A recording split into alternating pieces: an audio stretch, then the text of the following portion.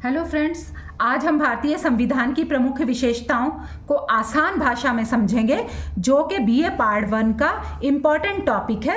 और इससे पहले हमने आपको बताया था कि भारतीय संविधान का निर्माण कैसे हुआ। जो इससे पहले वीडियो थी उसमें बताया था कि भारतीय संविधान का निर्माण कैसे हुआ, और उससे पहले हमने आपको संवैधानिक विकास भी बताया था। तो आप चैनल को देखते रहिए, सब्सक्राइब कर लीजिए ताकि आपको हर नई वीडियो मिलती रहे। तो आज हम भारतीय संविधान की प्रमुख विशेषताओं को समझेंगे बहुत ही आसान भाषा में, और ये बहुत इंपॉर्टेंट टॉपिक है। हर साल इससे काफ़ी सारे questions, long question, short question सभी आते हैं, वेरी शॉर्ट भी आते हैं। तो अगर आप इन सबको एक बार पढ़ लेंगे, इस वीडियो को सुन लेंगे, तो आराम से आप अपने क्वेश्चंस को लिख सकते हैं। ये बीए पार्ट 1 का टॉपिक है कि भारत का संविधान दुनिया का सबसे बड़ा लिखित संविधान है। इसे बीए यानी भीमराव अंबेडकर की अध्यक्षता वाली प्रारूप समिति ने तैयार किया था। ठीक है, संविधान को 26 नवंबर 1949 को स्वीकार किया गया और 26 जनवरी 1950 को यानी एक साल के बाद इसको लागू किया गया। ठीक है, अब इसकी विशेषताओं की बात करते हैं। बहुत लंबे में हम नहीं आपको बता रहे हैं, जितना बता रहे हैं अगर आप उतना भी समझ लेते हैं तो शॉर्ट, वेरी शॉर्ट और लॉन्ग क्वेश्चन के जवाब आप बहुत ईजिली दे सकते हैं। एक एक टॉपिक आपको समझाते जा रहे हैं और आप अच्छे से समझ लीजिए। सबसे पहले आता है आपका लिखित और विस्तृत संविधान। भारत का संविधान कैसा है? लिखित और विस्तृत संविधान है। ठीक है, बड़ा यानी कि भारत का संविधान लिखित है। इसमें सरकार के सभी नियम, अधिकार और स्पष्ट रूप से हर चीज को लिखा गया है। ठीक है, ये कैसा है संविधान? लिखित संविधान है और इसमें सरकार के सभी नियम लिखे हुए हैं। जब संविधान लागू हुआ था तो इसमें 395 अनुच्छेद थे और 8 अनुसूचियां थी। इसमें अब आज कितनी है? 450, यानी कि 450 से अधिक अनुच्छेद हैं और 12 अनुसूचियां अब हो चुकी हैं, क्योंकि दिनों दिन संवैधानिक संशोधन होते हैं तो चीज़ें इसमें बढ़ती रहती हैं। आगे देखिए कि इसलिए इसे दुनिया का सबसे लिखित बड़ा संविधान माना जाता है, यानी कि इसे सबसे बड़ा लिखित संविधान माना जाता है। विभिन्न देशों से इसमें क्या क्या लिया गया है, यानी अलग अलग संविधानों से, अलग अलग देश के संविधानों से हमने अपने संविधान में यानी भारतीय संविधान में क्या क्या लिया है, इसको समझ लीजिए कि भारतीय संविधान में कई देशों की अच्छी बातों को अपनाया गया है। जैसे मौलिक अधिकार की कहाँ से लिए हैं? यूनाइटेड स्टेट्स अमेरिका से लिए गए हैं। ठीक है, संसदीय शासन प्रणाली कहाँ से ली गई है? यूनाइटेड किंगडम यानी ब्रिटेन से ली गई है। नीति निर्देशक तत्वों को कहाँ से लिया गया है?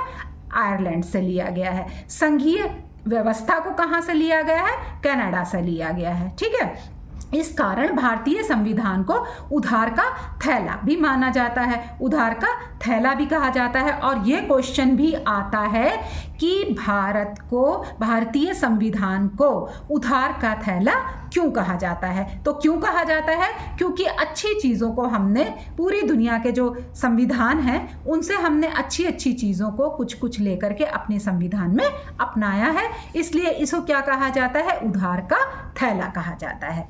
अब देखिए, इसमें संघीय व्यवस्था को अपनाया गया है। संघीय व्यवस्था सभी को पता है कि राज्यों का एक संघ होगा। ठीक है, इसमें देख लीजिए संघीय व्यवस्था, भारत में संघीय शासन व्यवस्था को अपनाया गया है और इसका मतलब होता है सत्ता 2 स्तरों पर बटी होगी। ठीक है, यानी राज्य की अलग और केंद्र की अलग। केंद्र सरकार अलग काम करेगी, राज्य सरकार अलग करेगी, लेकिन अगर कोई मामला फंसता है तो राज्यों के ऊपर कानून बनाने का अधिकार केवल केंद्र का ही होगा।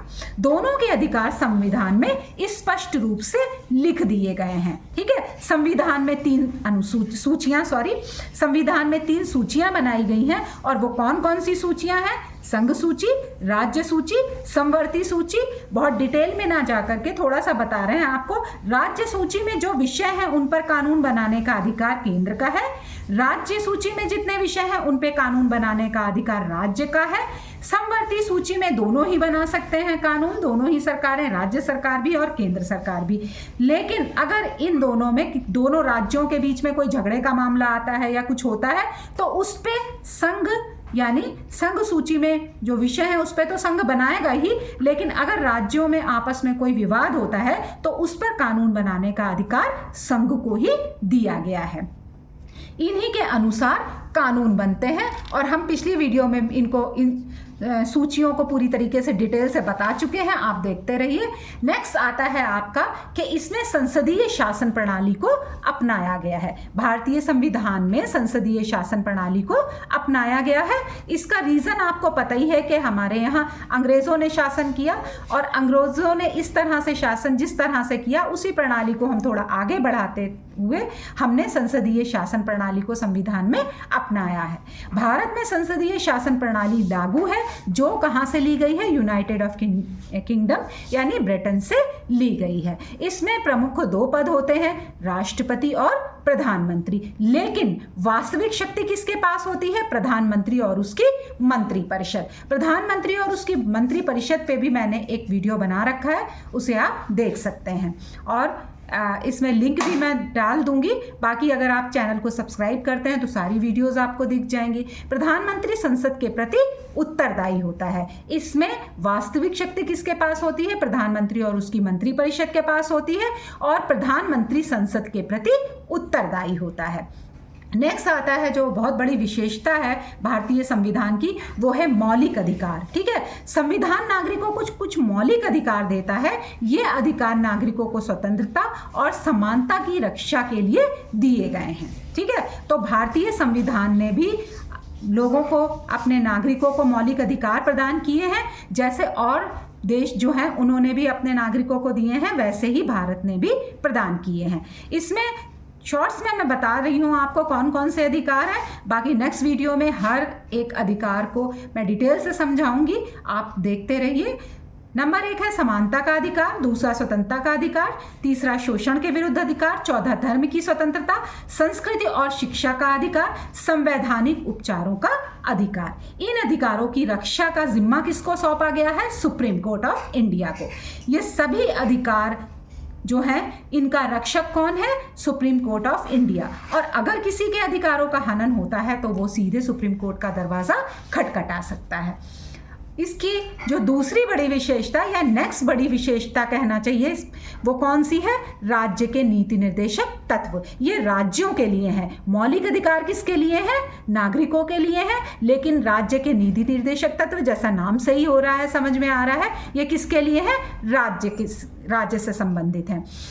संविधान में कुछ नीति निर्देशक तत्व जो दिए गए हैं, इनका उद्देश्य है सामाजिक न्याय, आर्थिक समानता और कल्याणकारी राज्य की स्थापना करना। ये सरकार को दिशा दिखाते हैं कि देश को किस तरह आगे बढ़ाना है।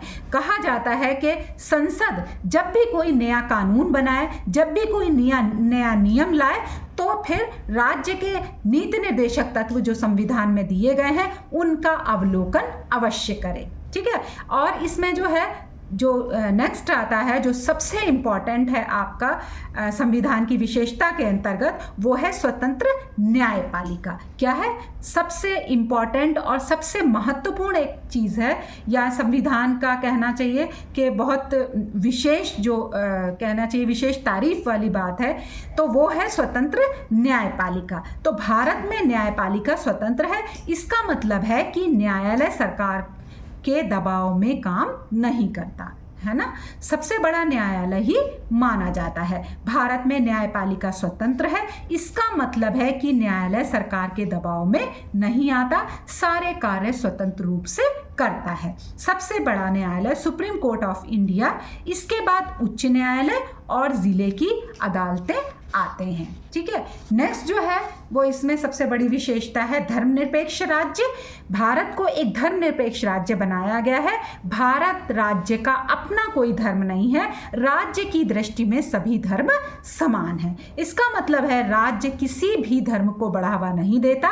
हर नागरिक अपनी इच्छा से धर्म मानने के लिए अपना स्वतंत्र है। फिर आता है एक मुख्य विशेषता, एकल नागरिकता, यानी भारत में एक ही नागरिकता मानी गई है, एक ही नागरिकता चलेगी। यानी आप राज्य के हैं सदस्य, केंद्र के हैं अलग, तो आपको एक ही नागरिकता मिलेगी। जो दोहरी नागरिकता है, जिस तरह से अमेरिका में उस तरह से नहीं कि राज्य की अलग नागरिकता हो गई और केंद्र की अलग नागरिकता हो गई। तो भारत में कैसी एक नागरिकता है? एकल नागरिकता या इकहरी नागरिकता।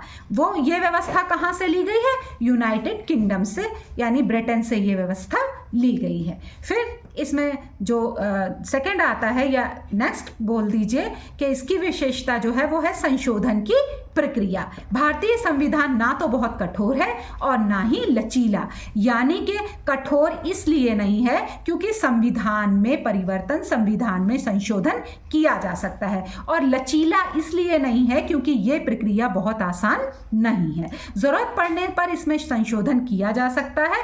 अब तक संविधान में लगभग 100 से अधिक संशोधन हो चुके हैं। इस प्रकार हमने आपको देखिए सारी की सारी इसकी विशेषताएं बता दी हैं संविधान की। और अब जो है वो बहुत शॉर्ट में मैं एक आध चीज़ें आपको बता दे रही हूँ। इस वीडियो को आप देखते रहिए और बीए पार्ट 1 का जो ये टॉपिक है यह आपका अच्छे से तैयार हो जाएगा। Short, very short, long questions आपके अच्छे से तैयार हो रहे हैं इसमें। लेकिन आप लोग जो है इसके साथ ही साथ जो और वीडियोस हैं, जो और टॉपिक हैं, उनको भी देखते रहिए। तो इसमें जो विशेषताएं, मुख्य विशेषताएं हमने पढ़ी और जानी क्या है? लिखित और विस्तृत संविधान, संघीय शासन व्यवस्था, संसदात्मक शासन प्रणाली, मौलिक अधिकार, नीति निर्देशक तत्व, स्वतंत्र न्यायपालिका और धर्मनिरपेक्ष राज्य। इन्हीं विशेषताओं के कारण भारतीय संविधान को दुनिया का क्या कहा जाता है? उत्कृष्ट संविधान माना जाता है। आज हमने आपको संविधान की जितनी भी विशेषताएं बताई हैं, उम्मीद करते हैं आसान भाषा में बताई हैं, सभी कुछ आपको समझ में आ रहा होगा। और मैं उम्मीद करती हूं कि आप एग्ज़ाम्स में बहुत अच्छा करेंगे, आगे बढ़ेंगे। यूपीएससी की तैयारी में भी ये बहुत काम आता है, सारे कंपटीशन लेवल पे भी ये सारी चीज़ें काम आती हैं। आप पढ़ते रहिए, देखते रहिए और कमेंट में जो मैं बताने जा रही हूँ क्वेश्चंस, उनके आंसर ज़रूर दीजिए। देखिए कौन कौन से क्वेश्चंस हैं। नंबर 1, भारतीय संविधान को बनाने वाली प्रारूप समिति के अध्यक्ष कौन थे? महात्मा गांधी, जवाहरलाल नेहरू, BR अम्बेडकर या सरदार पटेल। नेक्स्ट है आपका, भारत में शासन प्रणाली किस देश से ली गई है? यूनाइटेड स्टेट्स से, यूनाइटेड किंगडम से, फ्रांस से या रशिया से। नेक्स्ट देखिए, मौलिक अधिकारों की रक्षा कौन करता है? प्रधानमंत्री, राष्ट्रपति, संसद या supreme court of India. Next, भारतीय संविधान को क्या कहा जाता है? सबसे छोटा संविधान, अलिखित संविधान, दुनिया का सबसे बड़ा लिखित संविधान या केवल न्यायिक संविधान। नेक्स्ट, भारत में नागरिकता कैसी है? दोहरी नागरिकता, राज्य नागरिकता, एकल नागरिकता या कोई नागरिकता नहीं। इस सब के जवाब आप हमें ABCD में दे सकते हैं। चैनल को लाइक कीजिए और वीडियोस को सबको देखते रहिए, इससे आपका सारा का सारा सिलेबस तैयार होता जाएगा।